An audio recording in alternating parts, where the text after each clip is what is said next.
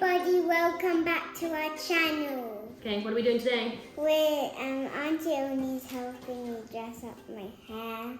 Yes, For a ballet bun. we are going to do a super quick ballet bun in 2 minutes because when you're getting ready for your class, Very stretchy. it's very stretchy. But we're going to do a quick one first, right? Because when you're getting ready for your class, sometimes we don't have much time.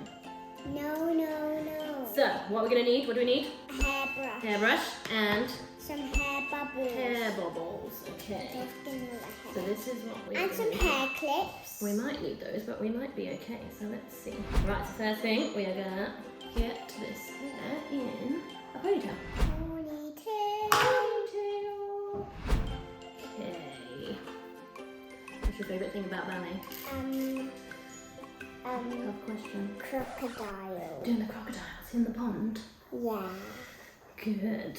Okay, so do you think we're going to do this in 2 minutes? Yes. Yes. Confidence. Or we can do it shorter than that, like 1 minute. Oh, 1 minute, that's tough. Okay, so ponytail. First step. Done.